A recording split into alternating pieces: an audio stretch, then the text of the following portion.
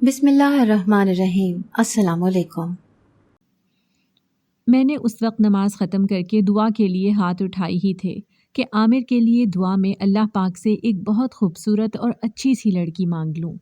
میں دعا مانگ کر ابھی مصلی زمین سے اٹھا کر اٹھنے ہی والی تھی جب تنزیلہ اپنے بیٹے کی شادی کا دعوت نامہ لے کر میرے پاس آئی اور کہنے لگی کہ 8 دنوں کے اندر اندر اس کے بیٹے کی شادی ہونے والی ہے۔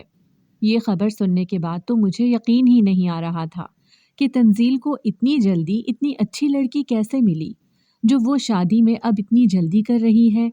تنزیلہ کا بیٹا میرے بیٹے سے 8 سال چھوٹا تھا، پر پھر بھی اس کے بیٹے کی شادی ہونے جا رہی تھی۔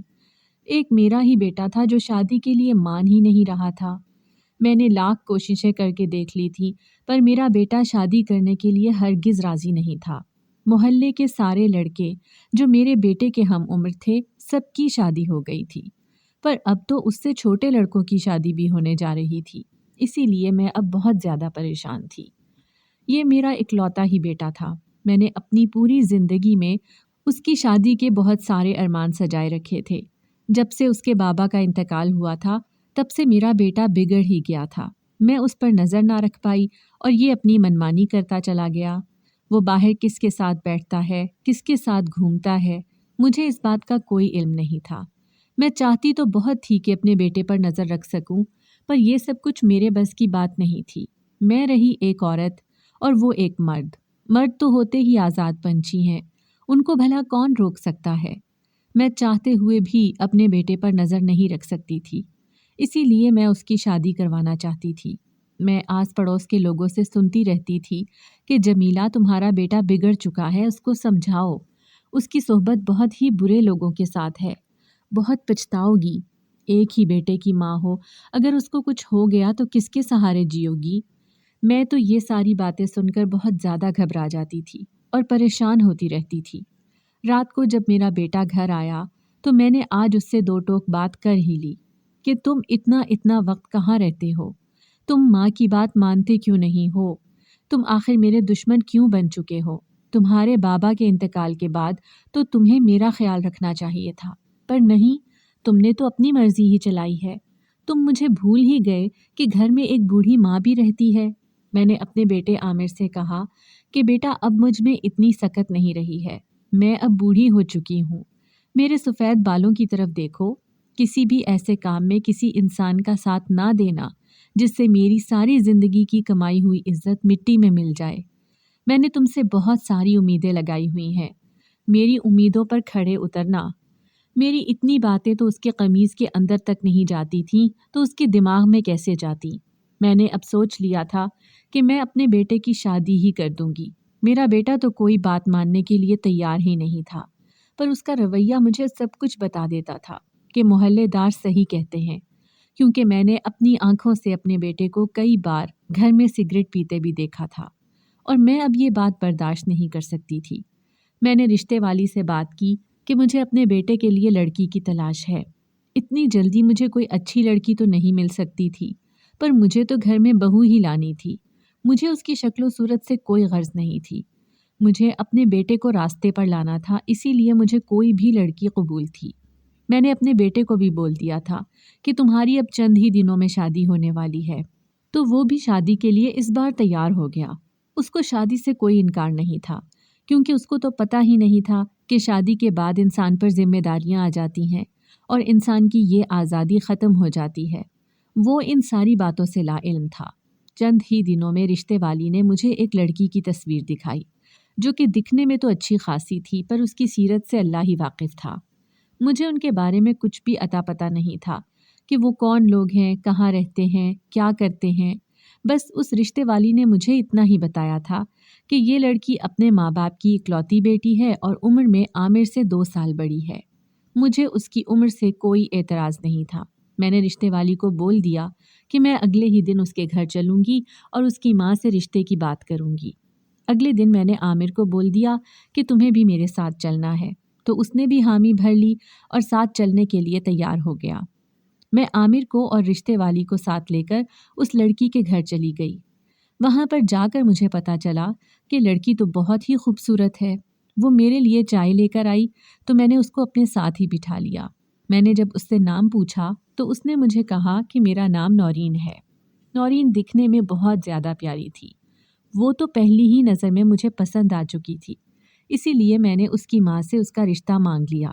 اس کی ماں کو تو کوئی اعتراض ہی نہیں تھا کیونکہ وہ بھی اس کے رشتے کے لیے بہت زیادہ فکر مند تھی۔ میرے بیٹے کی عمر 26 سال تھی تو نورین کی 28 سال، اور ہمارے ہاں تو 28 سال کی عمر تک لڑکی کا رشتہ ہونا بہت ہی مشکل ہو جاتا ہے، اسی لیے وہ لوگ رشتے کے لیے فوراً مان گئے۔ میں نے ان کو جب شادی کے لیے کہا کہ مجھے چند ہی دنوں میں شادی کرنی ہے تو وہ لوگ اسی وقت مان گئے۔ ان کی تو جیسے دل کی مراد ہی پوری ہو گئی۔ اس کی ماں نے بتایا کہ میری طرف سے آپ ہاں ہی سمجھیں، میں نے اپنی بیٹی کی شادی کے لیے تمام تیاریاں کر رکھی ہیں، مجھے اب کسی بھی تیاری کرنے کی کوئی ضرورت نہیں ہے، بس جو دن آپ کہیں گے اسی دن کی تاریخ پکی کر دیں گے۔ میں نے بھی اپنے بیٹے کی شادی کے لیے اپنی زندگی بھر کی ساری جمع پونجی رکھی ہوئی تھی، اسی لیے میں نے اپنے دل کے سارے ارمان پورے کرنے تھے۔ میرے شوہر کیونکہ ایک گورنمنٹ ملازم تھے تو ان کی پینشن سے مجھے اچھے خاصے پیسے مل جاتے تھے۔ گھر کے راشن اور اپنی ضروریات پوری کرنے کے علاوہ بھی میں بہت سارے پیسے بچا لیتی تھی جو میں نے اپنے بیٹے کی شادی کے لیے جمع کیے ہوئے تھے۔ میں نے پورے محلے والوں اور رشتہ داروں کو شادی کے لیے چند دن پہلے ہی بلا لیا۔ میں اپنے بیٹے کی شادی دھوم دھام سے کرنا چاہتی تھی، اسی لیے کافی دن تک میرے گھر میں رونق رہی تھی۔ خیر خیریت سے شادی ہو گئی اور میں اپنی بہو کو اپنے گھر لے آئی۔ پہلی ہی رات میں نے اپنی بہو کو کمرے میں جب بٹھایا تو میں نے اس کو اپنے بیٹے کے متعلق سمجھایا کہ تمہیں اب اپنے شوہر کا بہت اچھے سے خیال رکھنا ہے، اس بات کا کہ وہ کن لوگوں کے ساتھ اٹھتا بیٹھتا ہے، اس کا کن چیزوں میں شوق ہے، وہ سگریٹ پیتا ہے، یہ بات میں نے اس کو اسی رات بتائی، اور یہ بھی کہا کہ تمہیں اس سے یہ عادت بھی چھڑوانی ہے۔ میری بہو پہلی رات ہی مجھے بہت ہی اچھی لگی کیونکہ اس نے مجھے بول دیا کہ آپ ہر فکر سے آزاد ہو جائیں، میں آپ کے بیٹے کا بہت اچھے سے خیال رکھوں گی، آپ کو اب اس سے کوئی بھی شکایت نہیں ہوگی۔ میں اس کی ان باتوں سے بہت زیادہ خوش ہو گئی اور میں مطمئن ہو گئی کہ اب میری بہو میرے بیٹے کو سنبھال ہی لے گی، کیونکہ وہ عمر میں بھی اس سے 2 سال بڑی تھی، اسی لیے سمجھدار بھی ہوگی۔ اگلی صبح محلے کی کافی ساری عورتیں میرے گھر آئیں اور میری بہو کی منہ دکھائی کی رسم ہوئی۔ سبھی عورتیں میری بہو کی بہت زیادہ تعریفیں کر رہی تھیں کہ آپ کو تو صبر کا پھل واقعی میٹھا مل گیا ہے، آپ کی بہو تو بالکل چاند کا ٹکڑا ہے۔ بہو تو میری واقعی میں بہت زیادہ پیاری تھی، پر اس نے آتے ہی میرے گھر کو بہت اچھے طریقے سے سنبھال لیا تھا۔ میں اپنی بہو کی طرف سے بہت زیادہ خوش تھی کیونکہ اب میرا بیٹا بھی ہر وقت گھر میں رہنے لگا تھا۔ اس نے سگریٹ پینا بھی کافی حد تک چھوڑ دی تھی اور اب میں اس کی کسی کے بھی منہ سے برائی نہیں سنتی تھی۔ مجھے بہت زیادہ خوشی تھی کہ میں نے نورین کو ہی اپنی بہو چنا۔ یہ بات مجھے اور بھی اچھی لگی کہ اس نے اپنے شوہر کو نوکری کرنے پر راضی کر لیا۔ میں ہمیشہ اپنے بیٹے کو کہتی تھی کہ بیٹا، اپنی زندگی میں اپنے لیے کچھ نہ کچھ کرو، اپنے لیے کچھ نہ کچھ بناؤ۔ میرا تو جو کچھ بھی ہے وہ تمہارا ہی ہے، پر تمہیں اپنی زندگی میں اپنے لیے ضرور کچھ سوچنا چاہیے اور اپنے لیے کچھ بنانا چاہیے۔ وہ ہمیشہ میری بات ٹال دیتا تھا، انسنی کر دیتا تھا۔ اب نورین کے کہنے پر میرا بیٹا نوکری کرنے لگا تھا اور مجھے اس بات کی بے حد خوشی تھی۔ میں نے نورین کا شکریہ ادا کیا کہ اس نے اتنی جلدی عامر کو نوکری کرنے کے لیے بھی راضی کر لیا۔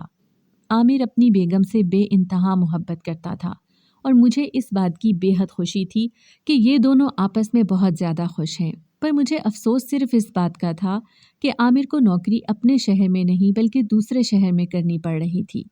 وہ ہمیشہ ڈیوٹی پر کئی دن کے لیے چلا جاتا اور اپنی نئی نویلی دلہن کو اکیلا ہی چھوڑ کر جاتا۔ نورین کو اس طرح مایوس دیکھ کر میں بہت زیادہ غمگین ہو جاتی تھی۔ میں تو کبھی بھی نہیں چاہتی تھی کہ یہ دونوں ایک دوسرے سے الگ رہیں، پر نوکری کرنا ایک مجبوری تھی اور مجبوری میں ہی عامر کو اپنی دلہن سے دور ہونا پڑ رہا تھا۔ شادی کے کافی عرصے تک تو نورین بالکل نارمل ہی رہی، پر مجھے عجیب تو تب لگا کہ جب عامر جیسے ہی نوکری پر جاتا تو نورین برقع پہن کر اپنے کمرے میں چلی جاتی اور اندر سے کنڈی لگا دیتی۔ مجھے حیرت تھی کہ آخر نورین جب کمرے میں جاتی ہے تو برقع کیوں پہنتی ہے۔ میں نے اس کے بارے میں نورین سے 1-2 بار بات بھی کی تھی کہ نورین بیٹا، کمرے میں برقع پہننے کی کیا ضرورت ہے؟ تو وہ مجھ سے ہمیشہ یہی کہتی تھی کہ اماں جی، برقع پہننا یا پردہ کرنا تو بہت اچھی عادت ہے، आप मुझे इस तरह क्यों कहती हैं कि ना पहना करो? पर कमरे में बुर्का पहनने वाली बात मुझे समझ में नहीं आती थी।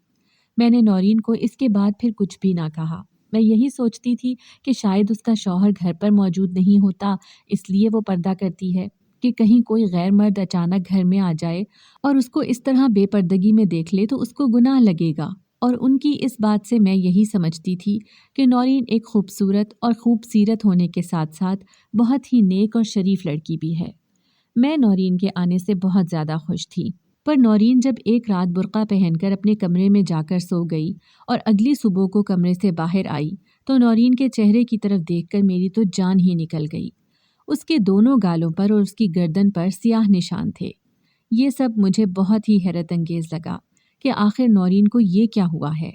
मैंने उससे वो निशान देखते ही पूछ लिया कि नौरीन, तुम्हारे चेहरे पर ये सियाह रंग के निशान कैसे हैं? तो उसने उसी वक्त छुपाने की कोशिश की और बात को घुमा दिया कि मुझे रात को एक क्रीम ने एलर्जी की, इसी वजह से ये निशान पड़ गए हैं। मुझे नौरीन की बातों पर अब शक होने लगा था। वो जो कुछ भी बोल रही थी मुझसे झूठ ही बोल रही थी। मुझे पता था कि नौरीन मुझसे कुछ छुपा रही है। मैं जो कुछ दिन पहले अपनी बहू से बहुत ज़्यादा खुश थी, अब मेरे दिल में हज़ारों शक जन्म ले रहे थे। मैं किसी भी तरह नौरीन की इस सच्चाई तक पहुंचना चाहती थी कि आखिर वो मेरे बेटे को बाहर भेजकर अपने कमरे में क्या करती रहती है कि बुर्का भी पहन लेती है और उसके चेहरे पर निशान भी पड़ जाते हैं। मैं अभी इस बात का पता लगाने की कोशिश कर ही रही थी कि आमिर भी वापस आ गया। क्योंकि उसकी छुट्टी हो गई तो वो हर हफ्ते में एक बार ज़रूर अपनी बीवी और मुझसे मिलने आया करता था।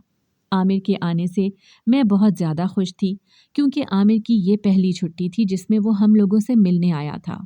मैंने कभी भी ज़िंदगी में आमिर के बग़ैर 8 दिन नहीं गुजारे थे। ये पहली मर्तबा था जो मैंने इतने दिन अपने बेटे के बग़ैर गुजारे थे। आमिर आते ही मुझसे गले मिला और हाल चाल पूछने के बाद अपनी बीवी के पास उसके कमरे में चला गया। कमरे में जाने के बाद थोड़ी ही देर गुजरी थी कि आमिर के ज़ोर ज़ोर से चिल्लाने की आवाज़ आई, जो कि अपनी बीवी से बोल रहा था कि आखिर तुमने ऐसी कौन सी क्रीम लगा ली है जिससे तुम्हारे चेहरे और तुम्हारे गर्दन का ये हाल हो गया है। आमिर को भी मेरी तरह शायद थोड़ा शक ही हो रहा था कि ये ज़रूर किसी क्रीम की वजह से नहीं हुआ। आमिर को आए थोड़ी देर ही गुजरी थी जब वो अपनी बेगम से गुस्सा करके घर से बाहर चला गया। आमिर को इस तरह गुस्सा होते हुए देखकर मेरी परेशानी में मज़ीद इजाफा हो गया। मैं अब कैसे भी करके इस बात का पता लगाना चाहती थी कि आखिर नौरीन के चेहरे पर ये किस चीज़ के निशान हैं। पर इस बात का पता लगाना थोड़ा मुश्किल था क्योंकि नौरीन अपने कमरे का दरवाज़ा बंद करके सोती थी और कमरे के अंदर क्या कुछ हो रहा है इससे मैं बिल्कुल बेखबर थी। अब कमरे के अंदर का मंजर मैं कैसे देखूं? मैं ये सब कुछ सोच ही रही थी कि आमिर को फिर से अपनी ड्यूटी से कॉल आ गई कि तुम्हें जल्द से जल्द वापस आना होगा। आमिर तो फ़ौरन ही वापस चला गया और घर में फिर से मैं और नौरीन अकेले रह गए। रात होने को थी तभी नौरीन ने बुर्का पहनकर अपना कमरा बंद कर दिया और कुंडी लगा ली। मैं काफ़ी देर तक दरवाजे से कान लगाए खड़ी रही कि शायद मुझे वहाँ से आने वाली किसी भी आवाज़ से कुछ पता चल सके, पर वहाँ पर कोई भी आवाज़ या कोई भी शोर नहीं था। अंदर का पता लगाना बहुत ज़्यादा मुश्किल था और नौरीन की सुबह को फिर वही हालत थी। उसके चेहरे पर स्याह निशान जो मुझे बहुत ज़्यादा परेशान कर रहे थे। बहुत ज़्यादा सोचने के बाद मुझे यही ख्याल आया कि मुझे नौरीन के कमरे में चुपके से एक कैमरा लगाना चाहिए जिसकी रिकॉर्डिंग देखकर मुझे पता लग जाएगा कि नौरीन आखिर ऐसा क्या करती है जिसकी वजह से वो बुर्का भी पहनती है और उसके चेहरे पर निशान भी हो जाते हैं। नौरीन मेरी बहू थी, वो मेरा फ़र्ज़ थी, उसका ख्याल रखना मेरी जिम्मेदारी थी। मेरा बेटा आमिर मेरी ही जिम्मेदारी पर अपनी बीवी को घर में अकेला छोड़कर चला जाता था और नौरीन का ख्याल रखना मेरा फ़र्ज़ था।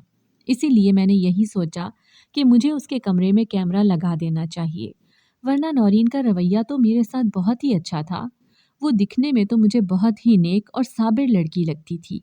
बस सिर्फ यही वजह थी कि उसके बुर्का पहनने और उसके मुंह पर ये निशान बनने की वजह मुझे मालूम करनी थी। बस मैं अपने दिल और दिमाग की गलत फहमी दूर करना चाहती थी। एक दिन जब नौरीन पड़ोस में न्याज देने के लिए गई तभी मैंने पीछे से एक लड़के को बुलाकर उसके कमरे में कैमरा लगवा दिया। वो कैमरा इतना छोटा था कि नौरीन की उस पर नज़र ही नहीं जा सकती थी और वो कैमरा लगा भी एक कोने में ही हुआ था कि किसी को पता तक न चल सके कि यहाँ पर कोई कैमरा भी लगा हुआ है। उस लड़के ने 15 मिनट के अंदर अंदर वो कैमरा लगाया, जिसके बदले में मैंने उस लड़के को पूरे 5,000 रुपए दिए कि वो अपना मुंह हमेशा के लिए बंद रखे और किसी को कानो कान खबर तक न होने दे कि मैंने उससे ये कैमरा अपनी बहू के कमरे में लगवाया है। उस लड़के ने मुझसे वादा कर लिया कि मैं इस बात का जिक्र किसी से भी नहीं करूँगा और वहाँ से चला गया। शाम होने को थी। नौरीन ने शाम का खाना बनाया तो हम दोनों सास बहू ने मिलकर खाना खाया। मुझे शुगर की दवाई खिलाकर नौरीन छत पर वो कपड़े उतारने के लिए चली गई जो उसने दोपहर में धोकर सूखने के लिए छत पर डाले हुए थे। उन्हीं कपड़ों में उसका वो बुर्का भी था। मुझे यकीन था कि उसको उन कपड़ों से ज़्यादा उस बुर्के की ही फिक्र होगी जो वो अक्सर पहन कर सोती है। कपड़े लाकर उसने बरामदे में चारपाई पर रखे और उनमें से अपना बुर्का निकालकर कमरे में चली गई। जाते ही उसने कुंडी लगा दी। अब मेरे इंतज़ार की घड़ियां ख़त्म होने वाली थीं। मैं यही सोच रही थी कि कल को मुझे अब ज़रूर पता लग जाएगा कि आखिर नौरीन करती क्या है, वो ये बुर्का पहनकर क्यों सोती है, या फिर उसके चेहरे पर इस तरह के स्याह निशान क्यों पड़ जाते हैं। इंतज़ार करते करते मुझे सारी रात नींद न आई और रात यूं ही गुजर गई। अगली सुबह को नौरीन उठी तो उसके चेहरे का वही हाल था। नौरीन ने नाश्ता बनाया, सारे घर की सफाई की और काम काज में लग गई। मुझे अब इंतज़ार था कि किसी भी काम के लिए नौरीन घर से बाहर जाए और मैं वो कैमरा उतारकर उसकी सारी रिकॉर्डिंग देख सकूं। पर आज का सारा दिन नौरीन घर पर ही रही। मैंने लाख कोशिशें की कि नौरीन को किसी तरह घर से बाहर भिजवा सकूं, पर नौरीन तो आज घर से बाहर निकलने के बारे में सोच ही नहीं रही थी।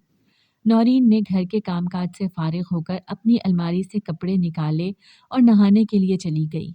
तो मैंने सोचा कि इससे अच्छा मौका मुझे और मिल ही नहीं सकता, क्योंकि आज तो वो कहीं भी बाहर जाने के बारे में नहीं सोच रही थी। नहाने में नौरीन फिर तकरीबन 10-15 मिनट लगा देगी।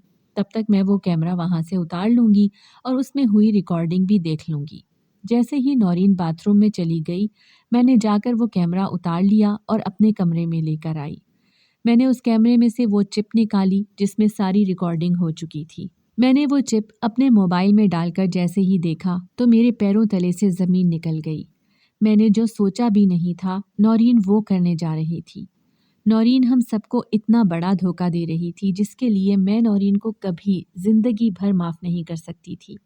अगर मेरे बेटे आमिर को इस बात के बारे में पता चल जाता तो वो तो टूट ही जाता, क्योंकि वो जितनी मोहब्बत नौरीन से करने लगा था और जिस तरह उसने खुद को नौरीन की वजह से बदला था, ये कोई आम बात नहीं थी। ये उसका प्यार था, उसकी मोहब्बत थी, जो उसकी मोहब्बत में खुद को इतना बदल दिया था। मुझे अब बहुत ज़्यादा अफसोस हो रहा था कि मैं नौरीन को अपने घर की बहू बनाकर यहाँ ले आई थी। ये सब कुछ मेरी ही वजह से हुआ था, क्योंकि मैंने ही अनजान लोगों में रिश्ता किया था।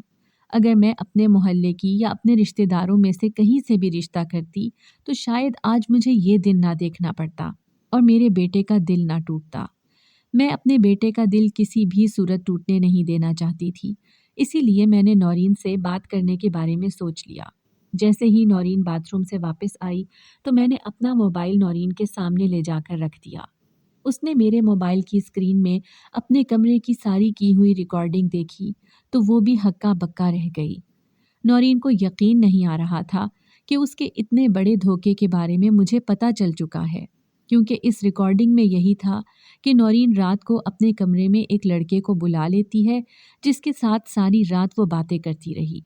बातें करने के अलावा उन दोनों में और भी बहुत कुछ हो रहा था जो बताने के लायक नहीं था, जिसकी वजह से नौरीन के चेहरे और उसकी गर्दन पर स्याह निशान पड़ रहे थे। मैंने नौरीन से सवाल किया कि तुमने आखिर मेरे बेटे को और मुझको इतना बड़ा धोखा क्यों दिया है? अगर तुम शादी नहीं करना चाहती थी तो तुम उसी वक्त हमें इनकार कर देती। मैं कभी भी जिद ना करती, पर तुम्हें कोई भी हक नहीं पहुंचता कि तुम मेरे बेटे का इस तरह मजाक बनाओ। उसके निकाह में रहकर तुम किसी और से ताल्लुक़ कायम करो। नौरीन मेरी नज़रों में बहुत ही शर्मिंदा थी। वो मुझसे बार बार माफ़ियाँ मांग रही थी, पर उसकी गलती माफ़ी के लायक नहीं थी। मैंने उसको बोल दिया कि मैं तुम्हें अब अपने घर में एक दिन भी बर्दाश्त नहीं कर सकती। तुम्हें हमें छोड़कर चले जाना चाहिए। नौरीन ने कहा कि नहीं अम्मी जी, मैं यहाँ से नहीं जा सकती। मैंने नौरीन को कह दिया کہ मैं तुम्हारी इस हरकत के बारे में आमिर को कभी भी नहीं बताऊंगी। बस तुम यहाँ से चली जाओ, क्योंकि वो तुमसे बेइंतहा मोहब्बत करता है। वो अपनी मोहब्बत में शिर्क कभी भी बर्दाश्त नहीं करेगा, और घर में किसी भी बात पर झगड़ा होने की वजह से मैं तुम्हारा घर छोड़कर जाने का बहाना बना लूँगी। बस तुम यहाँ से चली जाओ। मैं अपने बेटे को तुम्हारे साथ अब बर्दाश्त नहीं कर सकती। नौरीन मेरे पैरों में आकर बैठ गई। उसने मुझे कहा कि अम्मी जी, मुझे माफ़ कर दो। मैं आपको सब कुछ सच-सच बता देती हूँ। मैं बहुत ही मजबूर हो गई थी, तभी जाकर मैंने ये कदम उठाया, वरना मैं कभी भी ये सब नहीं चाहती थी। मुझे अब नौरीन की बातों पर यकीन करना चाहिए या नहीं, ये तो मैं नहीं जानती थी। पर नौरीन के इस तरह रोने के बाद मुझे उस पर रहम और तरस आ चुका था। मैं उसकी बात एक बार सुनने के लिए तैयार हो गई थी। नौरीन ने मुझे कहा कि शादी से पहले ये लड़का जो अब मुझसे मिलने आता है, मैं उससे बेइंतहा मोहब्बत करती थी। ये लड़का और मैं एक ही कॉलेज के तालिबे इल्म थे, इसलिए एक दूसरे को बहुत अच्छे तरीके से जानते थे। इस लड़के के साथ मेरी हर रोज़ मुलाकातें होती थीं। उसके फ़ोन में मेरी तरह तरह की तस्वीरें और कुछ वीडियोस बनी हुई थीं जो कि गैर मुनासिब थीं। मैंने अपनी शादी से पहले उसको बहुत मर्तबा समझाया कि ये तस्वीरें और वीडियोस डिलीट कर दो, अब तुम्हारे किसी भी काम की नहीं है। मैं किसी और की होने जा रही हूँ, अब मैं किसी और की अमानत हूँ। मैं नहीं चाहती कि इन तस्वीरों और वीडियोस में तुम मुझे बार बार देखो और ख़ुद पर और मुझ पर गुनाह चढ़ाते जाओ। पर वो ये बात मानने को तैयार नहीं था। उसने मेरी शादी के बाद मुझे हमेशा ब्लैकमेल किया कि अब तुम्हें मुझसे मिलना ही पड़ेगा, वरना ये तस्वीरें और वीडियोस मैं तुम्हारे शौहर को दिखा दूंगा। मुझे बहुत ज़्यादा डर लगने लगा कि आमिर अगर ये वीडियो और तस्वीरें देख लेगा तो मुझे तलाक दे देगा। मैं आमिर को किसी भी सूरत खोना नहीं चाहती थी। मैं आमिर को धोखा देने के बारे में तो सोच भी नहीं सकती थी। इसीलिए बस इसी डर में मैं उस लड़के से मुलाकातें करती रही, और बुर्का पहनने की ये वजह थी कि बुर्के में मैं खुद को थोड़ा महफूज समझती थी। मैं यही सोचती थी कि शायद बुर्का देखकर वो लड़का मेरे करीब ना आए, पर वो एक बहुत ही गंदा इंसान था। वो बुर्के का भी लिहाज नहीं करता था और अपनी हर ख्वाहिश पूरी करता रहता था। आमिर को मैंने ही इतनी दूर नौकरी पर भेज दिया ताकि वो इस शहर से चला जाए और मैं उस लड़के से मिल सकूं, ताकि वो लड़का आमिर को ये वीडियो और तस्वीरें ना दिखा सके। वो मुझे हमेशा डराता और धमकाता रहता है। मैं बहुत डर गई हूँ। मुझे बहुत डर लगता है कि आमिर को अगर उस लड़के के बारे में पता चल गया तो वो मुझे कहीं छोड़ ना दे। मुझे नौरीन की बातों पर यकीन आ चुका था। जिस तरह वो मेरे सामने रो रही थी, मैं उसकी मजबूरी समझ चुकी थी। मैंने नौरीन से कहा कि आज के बाद तुम अकेली नहीं, बल्कि मैं भी तुम्हारे साथ हूँ। मैं देखती हूँ कि ये लड़का किस तरह तुम्हें ब्लैकमेल करता है। मैं तुम्हारा साथ दूंगी और हम दोनों मिलकर उस लड़के को अच्छी तरह सबक सिखाएंगे। बस तुम आज रात उस लड़के को यहाँ पर बुला लो। नौरीन और मैंने अपनी तरफ से पूरा बंदोबस्त कर लिया था कि उस लड़के से अब कैसे निमटना है। नौरीन ने हमेशा की तरह बुर्का पहन लिया और उस लड़के को बुला लिया। पूरे घर में अंधेरा हो चुका था जब वो लड़का आहिस्ता से दीवार फलांग कर हमारे घर में दाखिल हुआ और नौरीन के कमरे में चला गया, जहाँ पर नौरीन बुर्का पहनकर बैठी हुई थी। मैं भी नौरीन के कमरे में अलमारी के पास में छुपकर एक डंडा लेकर खड़ी हुई थी। उस लड़के ने आते ही नौरीन को कहा कि वाह मेरी जान, क्या बात है, पहले तो मैं तुमसे मिलना चाहता था, लगता है अब तो तुमसे भी मेरे बगैर रहा नहीं जा रहा। मुझे बहुत ज़्यादा खुशी हो रही है कि आज तुमने खुद ही मुझे यहाँ पर मिलने के लिए बुलाया हुआ है। अब मुझे तुम्हारी मोहब्बत पर पूरा यकीन हो गया है कि तुम भी मुझसे बेइंतहा मोहब्बत करती हो।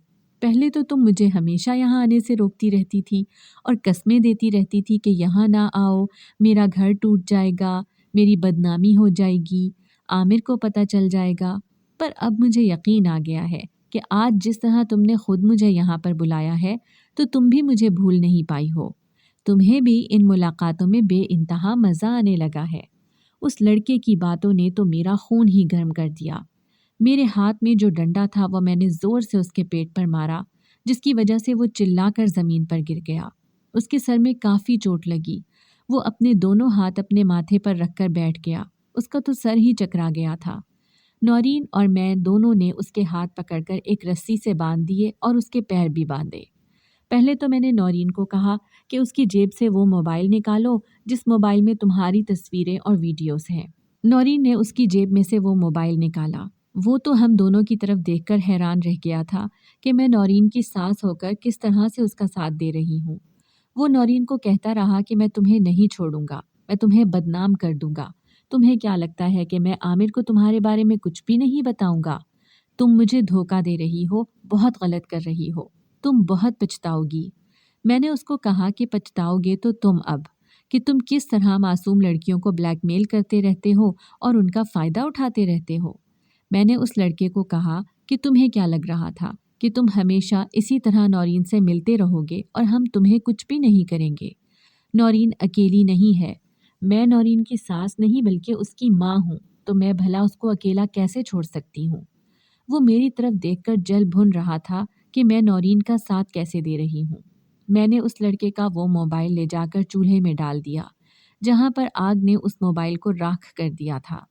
उसके पास नौरीन की अब कोई भी वीडियो या तस्वीर नहीं थी, जिसकी वजह से नौरीन को अब उस लड़के से डरना चाहिए था। हमने उस लड़के को घसीटकर आंगन में बिठाया और चोर चोर कहकर शोर मचाने लगे। हमारा शोर सुनकर मोहल्ले के काफ़ी सारे लोग जमा हो गए, तो हमने उन सबको बताया कि ये चोर है, हमारे घर में चोरी करने के लिए आया था।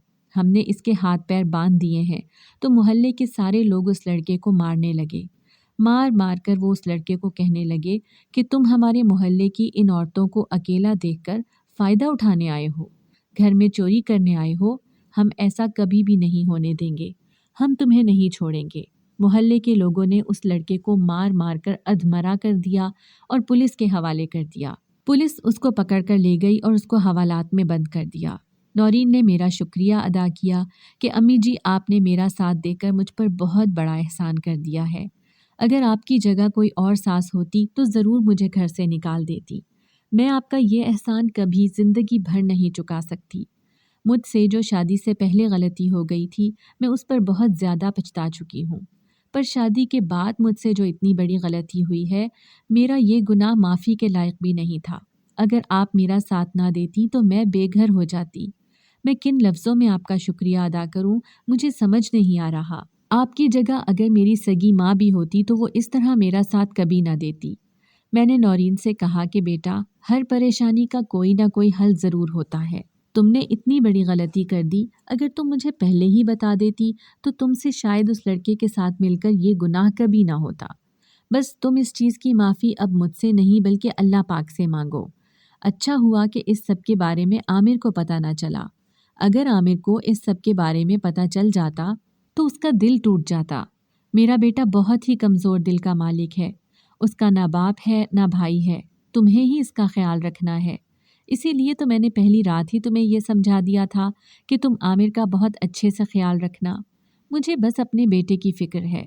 तुम उसको इतनी मोहब्बत और इतना प्यार दो कि वो हमेशा खुश रहे। नौरीन ने मुझसे वादा किया कि आज के बाद मैं आमिर को इतनी मोहब्बत दूंगी जिसकी कोई इंतहा ना होगी। आप भी देखकर खुश हो जाएंगी। मेरी तो अब पूरी ज़िंदगी आप पर और आमिर पर कुर्बान है। जिस तरह आपने मुझ पर एहसान किया है, मेरी ये ज़िंदगी क्या, अगर ऐसी 100 ज़िंदगियाँ भी आप लोगों पर कुर्बान करनी पड़ जाएं तो मैं ज़रा सा भी नहीं सोचूंगी। मैं नौरीन की इतनी बड़ी गलती पर दुखी तो बहुत ज़्यादा थी, क्योंकि वो मेरे बेटे की बीवी थी, पर वो भी तो मजबूर थी। उसको भी तो ब्लैकमेल किया गया था, वो कुछ भी नहीं कर सकती थी। मैंने उसका साथ देकर उसके लिए कम और अपने बेटे के लिए ज़्यादा सोचा था। अगर मेरे बेटे का दिल टूट जाता तो मैं बिखर कर रह जाती। मैं अपने बेटे को उदास और गमगीन कभी भी नहीं देख सकती थी। कुछ ही दिनों के बाद आमिर आया और उसने हमें बहुत ही खुशी की खबर सुनाई। उसने कहा कि वो जो नौकरी करता है उसका ट्रांसफ़र अब हमारे ही शहर में हो चुका था। ये खबर हमारे लिए बहुत ही खुशी की खबर थी। अब आमिर हर रोज़ अपने ही घर में रहता है और अब उसकी बीवी नौरीन उसका बहुत अच्छे से ख्याल रखती थी। नौरीन अब आमिर से बहुत ज़्यादा मोहब्बत करती थी। वो मेरी भी दिलो जान से खिदमत करती थी। इसीलिए हमारे घर में अब बेहद खुशियाँ आ गई थीं। आमिर की शादी के 2 साल के बाद उसको अल्लाह पाक ने 2 जुड़वां बेटों से नवाजा था, जिनकी वजह से हमारे घर में बहुत ज़्यादा रौनक आ गई थी। मैं अल्लाह पाक से अब हर वक्त यही दुआ करती थी कि अल्लाह पाक हमारे घर की खुशियों को किसी की नज़र ना लगाए। मैं हमेशा शुक्राने के नफ़िल अदा करती रहती थी। اگر آپ کو ہماری آج کی کہانی پسند آئی ہے تو اسے لائک کریں، شیئر کریں اور چینل کو سبسکرائب کرنا مت بھولیے گا۔